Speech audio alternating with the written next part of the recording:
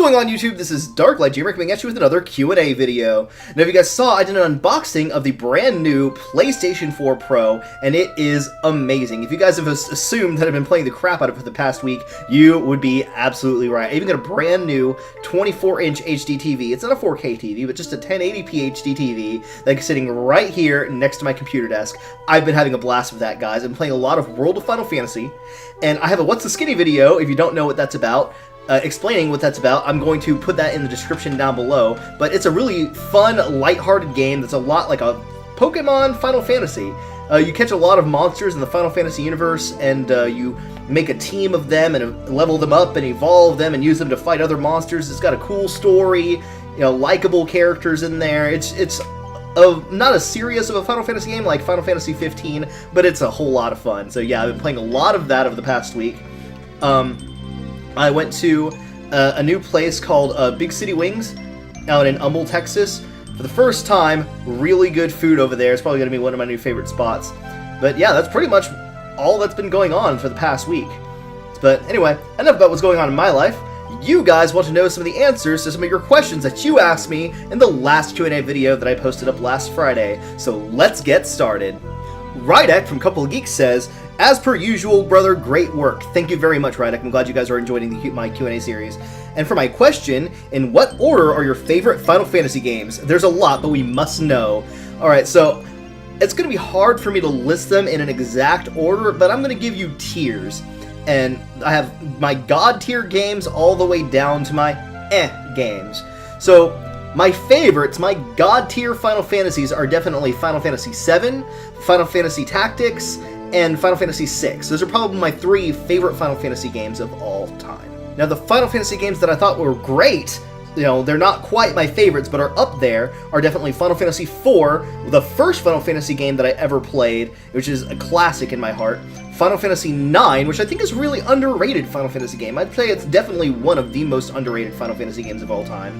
And Final Fantasy V, which is still a classic, but it had a great story. I love the fact that you could change your classes in that one, and it had one of the best soundtracks, in my opinion, of all the Final Fantasy games. So yeah, those are my great Final Fantasy games. Now, Final Fantasy games that I thought were good, but, you know, while they were good, I probably wouldn't play them very much, unlike the other ones where I'd play them multiple times, where Final Fantasy III, Final Fantasy X, 12, and 13. I really enjoyed playing them the one time that I played them, but I don't see myself replaying them a whole lot of times. So, yeah, those are my good tier. And then I have my meh tier, which is definitely Final Fantasy I.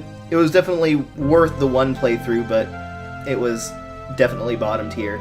And Final Fantasy VIII, which could have been so much better, but the storyline was a little bit weird, and it had the draw system. I couldn't jive with that draw system. You know me, I love using magic, and the fact that you had to draw magic and use them like items was a little bit weird, but it was worse because you junctioned those to your stats to improve your stats, and, you know, if you used that spell that was junctioned to that stat, you'd have less of them in your stock, and some of them were hard to get, and, you know, it would make that stat weaker, so you'd never want to use, even though if you had 100 Ultimas junctioned to your strength, you would never want to cast Ultima because it would make you, in the end, weaker.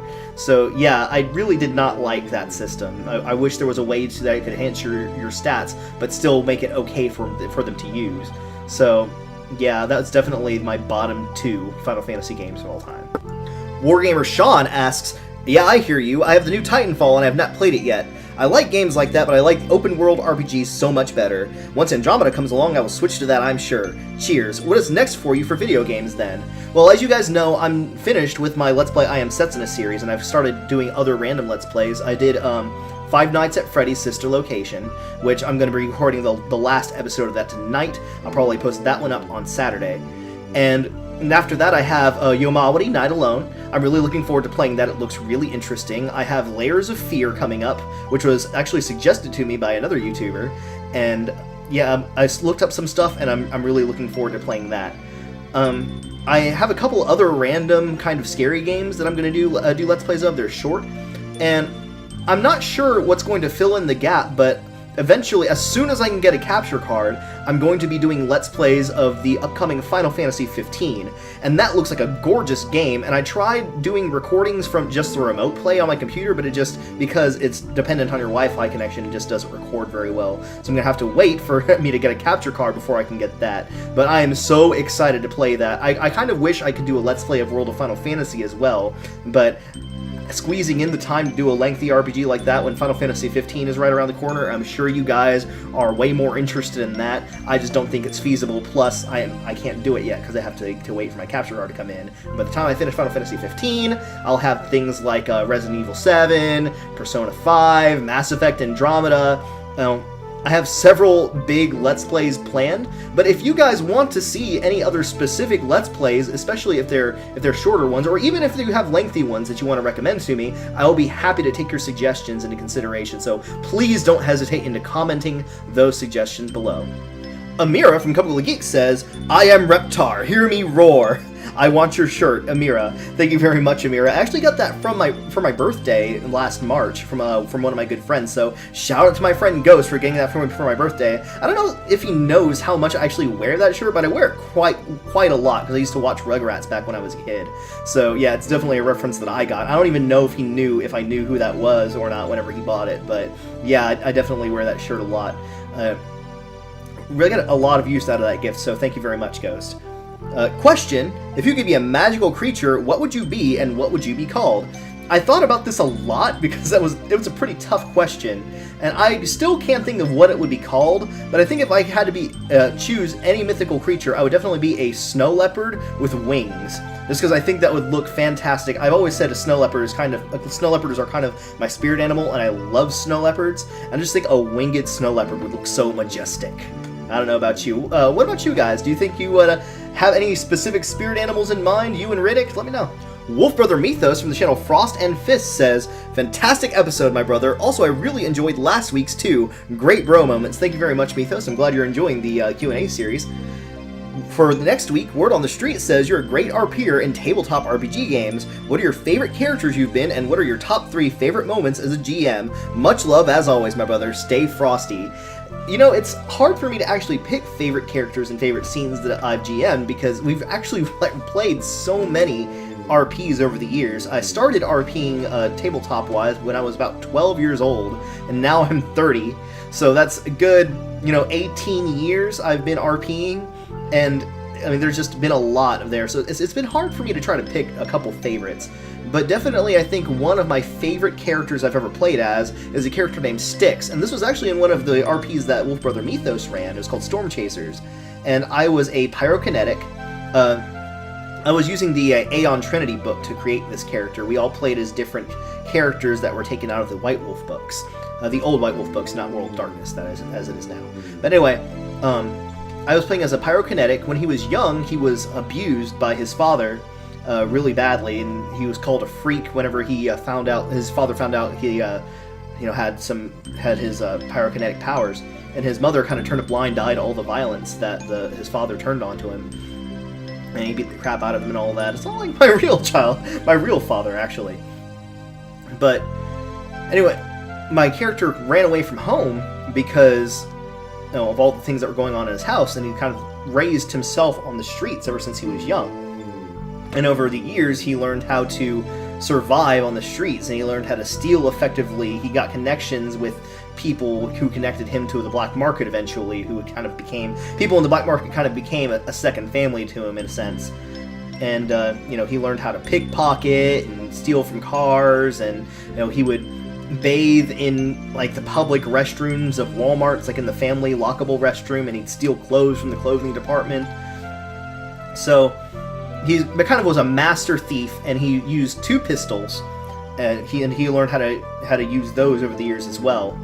So he started off as a guy that kind of lived on the streets, but as the adventure began, he was kind of taken in by someone with a greater cause, whose name was Tiberius, who worked as a guardian kind of the planet, and was hiring people to help him fight against the dark forces of the worm. And he finally found kind of another family, in a sense, helping Tiberius out, with all these other people, and he to hate himself a little bit less, because all these things that his father told him over the years, how much of a freak he was and how worthless he was, it really hammered into his mind when he was young.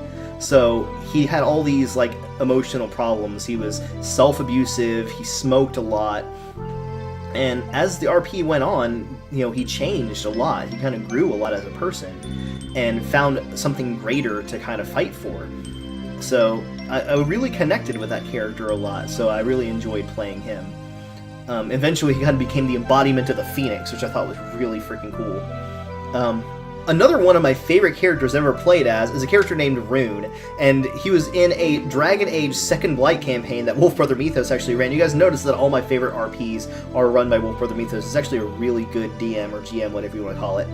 But he was a very devout, kind of single-minded student of the Tower of Magi, and he was focused on magic and learning. He was a very kind of serious, dry character, and he was very sarcastic in a lot of ways, but all his sarcasm was delivered in a very dry, kind of really witty kind of way.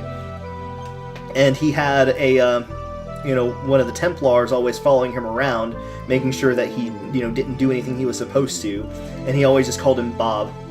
And he, even because the Templar never spoke, it was kind of a throwback to The Last Samurai, how Tom Cruise had that samurai following him around and he just called him Bob. So my character did kind of the same thing to the Circle Mage in the Tower of Magi, and this Templar really hated him.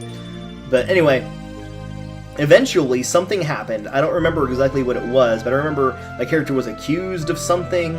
But he was saved by being conscripted into the Grey Wardens, and that's kind of how all of our adventures began. In much Dragon Age Origins kind of style, is that we were all recruited into the Grey Wardens to try to fight against the Blight. But I really loved how that character grew as a character. I mean, he kind of opened up from being the super serious, dry mage. He kind of found more of a purpose in his life than just study and magic. He got more of a sense of adventure. And eventually he became an arcane warrior after he found this nearly lost style of using magic, this lost magical art. He had an artifact that let him summon a spirit panther once per day that stayed out for 3 rounds, named Gunhwar, which is a reference to another book. I just can't think of which one it is right now. But yeah, he had that. I specialized in destruction magic. He was a really cool character. Eventually I became an arcane warrior, and at the very end, I kind of became a teacher trying to pass on this lost art to others. So I had some really cool moments with that character. I made a fire tornado at one point. A lot of funny moments in the Dragon Age RP. That's definitely one of my favorite RPs I've ever played, and that and Storm Chasers were definitely some of my favorites. But scenes that I've run... top 3 scenes that I've run. It took me a while to narrow down. I'm sure that I have other ones I'm just not thinking of that I really love, but these are the top 3 ones that came to mind immediately. The first one is kind of funny. I was running a Star Wars Knights of the Old Republic campaign a long time ago, and at one point, the characters playing in it, Wolf Brother Methos being one of them, along with several other of my friends, they had broken into a Sith base for some reason or other. And I don't remember for this exact one the reason that they were investigating it. But anyway, as they went through the barracks, at one point they had to roll investigation rolls to see if they found any loot in the barracks, and some people got some really good things from the chests in the barracks. Wolf Brother Methos botched in his investigation roll, and then I had him roll again to see, how bad it is of an item that he found, ranging from useless to dangerous. And he rolled a 1, and just to troll him because he rolled double 1s, they said he found a hollow disc, and it was a disc it was called Soldier on Soldier, and when he played it, it was game over. And he's like, no, he refused to throw this away because everybody else got really good loot, and he refused to throw away the loot that he found. He's like, I'm going to make use of this one day. And so months, probably years, went by doing this RP, and at the very end of the Star Wars Knights of the Old Republic campaign, they were going towards the final battle, where they were going to the moon of this one planet, and we were going to meet up with... fight against the Dark Lord of this story, which was Darth Nexus. And they had to break through basically a bunch of Sith fighters to get through to the moon. So what had happened was they were kind of losing the space fight at the time. I was making rolls to see how the battle would go, and they were kind of losing it. So Methos had this brilliant idea, and one of our other friends were really good at hacking. So he gave the holodisc to that friend and had him broadcast soldier on soldier to all of the fighters of the Sith army. And it was enough to turn the tide of the battle in their favor, and it just distracted them just enough for several of them to get shot down. Basically, their screens became covered in gay porn. And it was fantastic. So it was making such a brilliant use of something you attempted to give them that was useless. It was definitely one of my favorite RP moments. It really turned the tide in one of the final battles. Another one of my favorite RP moments of all time was actually in a Final Fantasy Tactics RP, and this was actually one of my favorite RPs that I've ever run. It was a lot of fun. I love Final Fantasy Tactics, as you guys know. And in this one, everybody kind of started off as a base class, a Squire or an Adept, and about the middle of the game, they kind of grew into like their mid-tier class, which is like Knight and Black Mage and White Mage. But at the end, once they got their epic weapon and their Zodiac Stone and everything, they got their like epic class. You know, Methos became a Heaven Knight, and we had another character that was a Galaxy Mage. It was a lot of fun. Everybody really liked their characters. And one of the main objectives of this game was, well, in the first half anyway, was there was this evil guy that was trying to find the Zodiac Stones, and they didn't know why at the time exactly, but they knew it wasn't any good. They figured he was looking for them for power. It was this really powerful bad guy that kind of was manipulating the church into doing what he wanted. So the characters kind of tried to find the Zodiac Stones first, going through all these different places and fighting bosses and everything.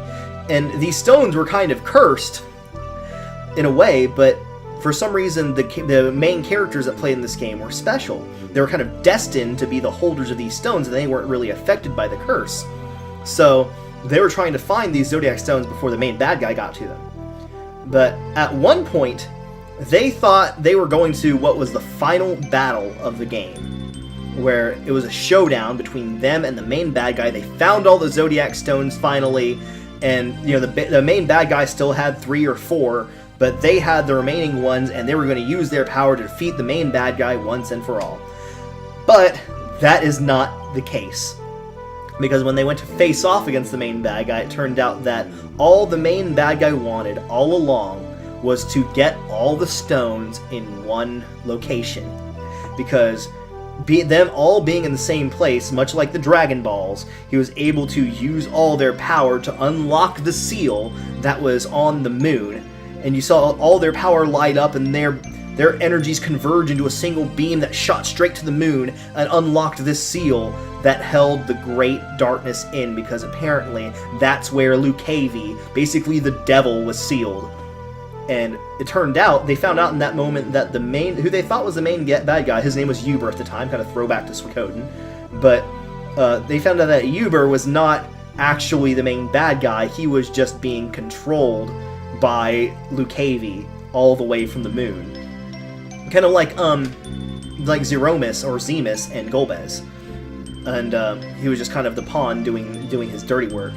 So it's like them thinking that they were going to fight the final boss was the act that kind of led to the release of the actual final boss of the game. So for the rest of the time, you know, the demons and everything, the monsters were on the rise, so things became harder for them as throughout the rest of the campaign, the moon was slowly descending on the planet until Lucavi himself was close enough to destroy the world. So I thought that moment that everybody thought that they were going to end the game, but it actually was the beginning of the end, was it was a great moment to see the surprise on everyone's face. They were so ready to go into the final battle. They were really psyched up. I really built it up to where it felt like they were going into this epic final battle. So that was great. It's definitely one of my favorite RP moments I've ever run. Now, I think my favorite RP moment that I've run of all time was actually not anytime recently. It was way back when I was 12 years old, running my very first RP that I've ever run. It was an RP called Time Runners, and it was very heavily inspired by Chrono Trigger, and I was using the GURP system to kind of take things from all timelines, different parallel dimensions and things like that. So you had one character that was like from a medieval world, and they were really good with magic, and then my brother's character was from the future, and he eventually got like a Veritech and stuff like that. He used, guns at technology and things like that. So this was a system where you could take things from pretty much any world or realm and put it all together, and I really utilized that in this Chrono Trigger type scenario where there was this evil that was bouncing between timelines to try to some inspiration from Final Fantasy IV. I was 12 years old. He was trying to set free the fiends of the elements to use their power to kind of take over the world across time.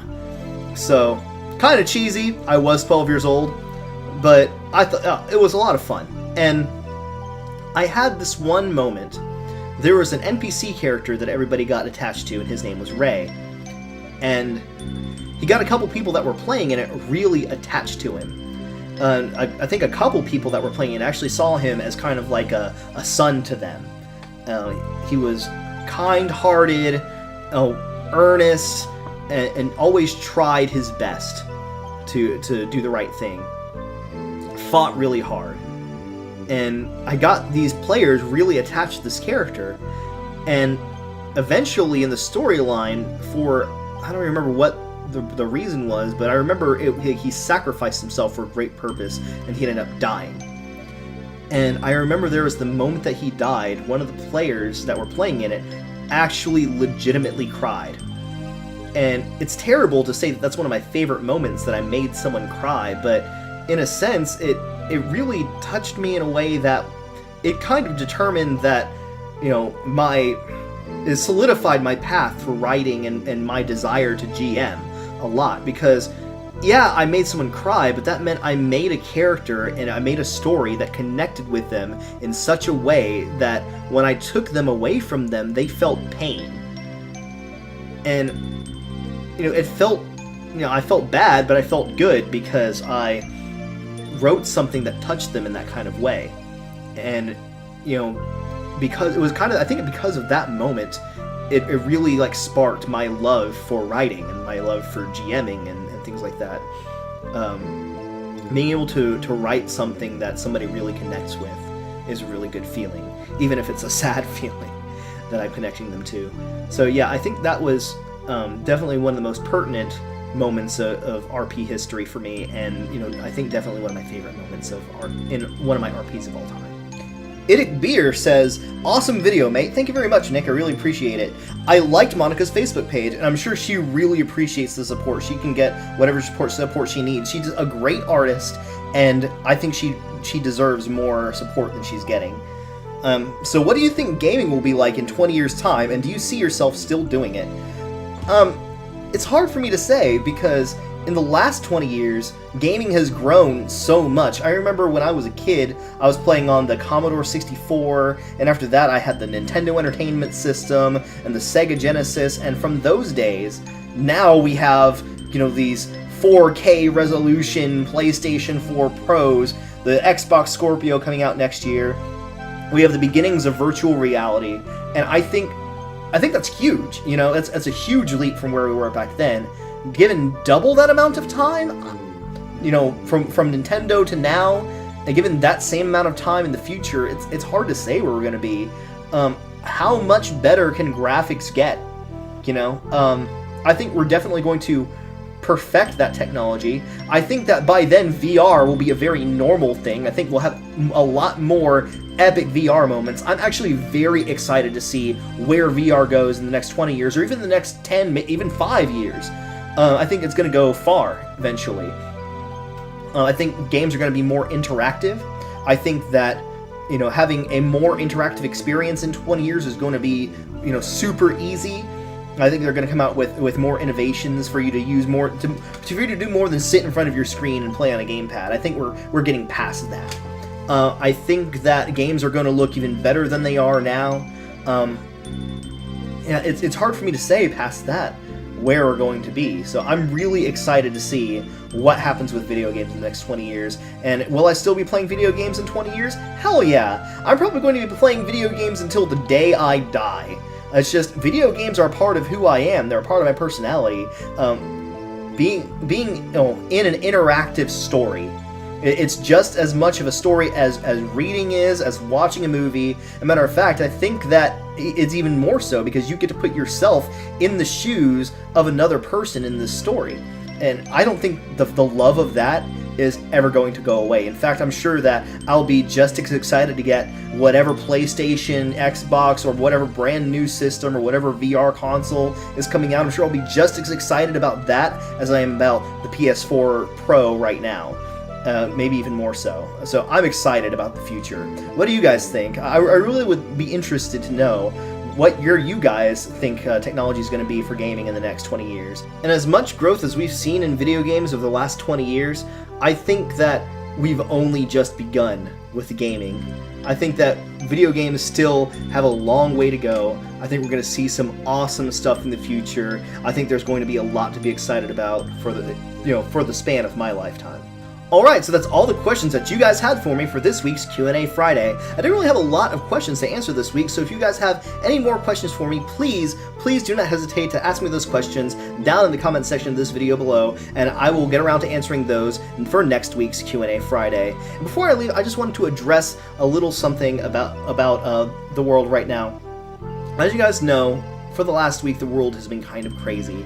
And there's been a lot of hate going around, a lot of violence going around. And for one, I just wanted to tell you all to be safe. I love you guys. I would hate for anything to happen to you guys. And also, I just want to remind everyone just to be excellent to each other. Remember, that's the rule that I live by. Be excellent to each other.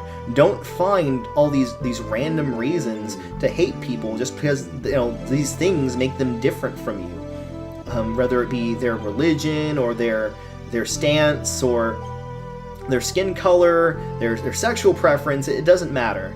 These things do not matter. They do not make these people deserving of hate. Just find more reasons to love each other. Be a good person. I don't want to get too preachy, and I'm sorry if I am, but I just wanted to remind you guys, just please, do your best to be excellent to each other. This world would be so much a better place if we all just helped each other and, loved each other. So, yeah, I'm sorry about that. Thank you guys for listening. And I thank you guys so much for asking me the questions last week, and I'll definitely get around to answering your questions in the comment section of this video next week. I hope you guys liked this video. If you did, please do me a huge favor, hit that thumbs up button down below. It really means a lot more to me, you guys know. Do me a favor, drop a comment too, even if it's not a question. I love hearing from you guys, and I just love chatting with you guys. If you have a suggestion, please do me a favor and drop that suggestion down in the comment section as well, and I'll take whatever suggestions you guys have.